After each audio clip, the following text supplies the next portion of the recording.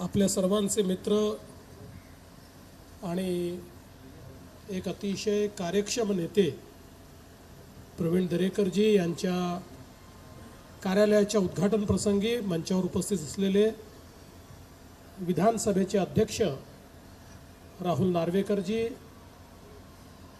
मंत्रिमंडळातील माझे सहकारी आशिष शेलारजी, शिवेंद्रराजे भोसलेजी, नितेश राणेजी, या ठिकाणी उपस्थित आमदार प्रसाद लाडजी, श्रीकांत भारतीयजी, उमाताई खापरे, स्नेहाताई दुबे, राजन सिंगजी, त्याचप्रमाणे या ठिकाणी उपस्थित शशिकांत शिंदेजी, सत्यजित देशमुखजी, आमचे नरेंद्र पाटीलजी, सर्वच या ठिकाणी आमचे अनास्करजी, सर्व या ठिकाणी उपस्थित मान्यवर आणि या कार्यालयाच्या उद्घाटनाकरता उपस्थित असलेले प्रवीण भाऊंवर प्रेम करणाऱ्या सर्व भगिनी आणि बंधूंनो,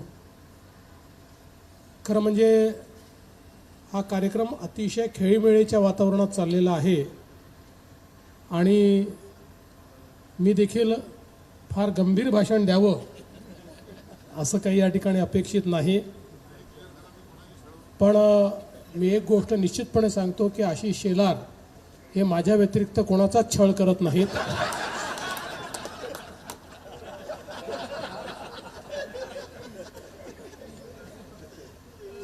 आणि ते जो छळ करतात तो प्रेमाचा छळ असतो, त्यामुळे त्या छळामध्ये कुठलाही छळ नाही, तर ते प्रेम आहे. त्यामुळे आज ते सगळं प्रेम या ठिकाणी जे काही ओसांडून वाहतं आहे ते मला पाहून अतिशय आनंद वाटला. पण आशिषजींनी एक गोष्ट जी सांगितली, खऱ्या अर्थानं प्रवीणजींनी आपल्या या संपूर्ण सामाजिक राजकीय जीवनामध्ये आपल्या मेहनतीतून आपली प्रतिमा, आपलं नेतृत्व, आपलं कर्तृत्व या सगळ्या गोष्टी उभ्या केल्या.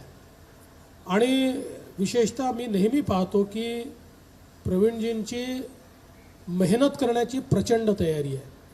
न थकता काम करणारा व्यक्ती कोणी असेल तर प्रवीण दरेकर आहे. तुम्ही 24 तास काम करायला सांगितलं तरी ते काम करतात, उत्साहाने करतात. आणि जे त्यांच्या आवडीचे विषय आहेत, मग तो हाऊसिंगचा विषय असो, तो सहकाराचा विषय असो, इतर काही सामाजिक विषय असो, या विषयांमध्ये त्यांचं एक सेल्फ स्टार्ट इंजिन आहे. त्यांना कोणी सांगावं लागत नाही. असे विषय आले की ते नेहमी समोर असतात.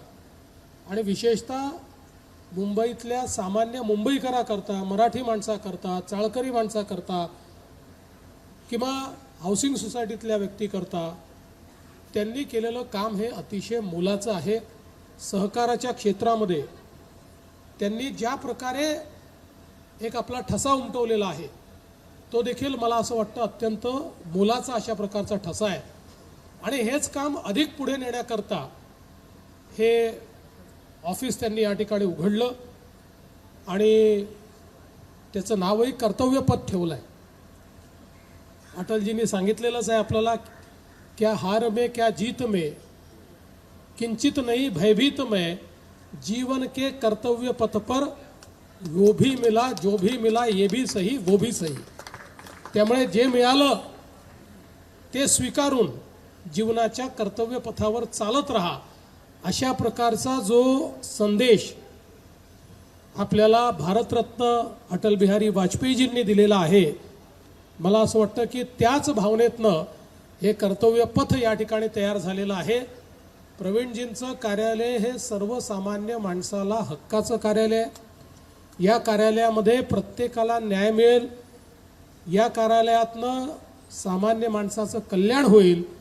आणि निश्चितपणे मला असं वाटतं की या कार्यालयामुळे एकूणच सामान्य माणसाकरता आपली जी काही कामं आहेत, आशा आहेत, आकांक्षा आहेत, अपेक्षा आहेत, त्या पूर्ण करण्याचं हक्काचं स्थान या ठिकाणी प्रवीणजी तुम्ही निर्माण केलेलं आहे. म्हणून मी तुम्हाला अतिशय मनापासून शुभेच्छा देतो.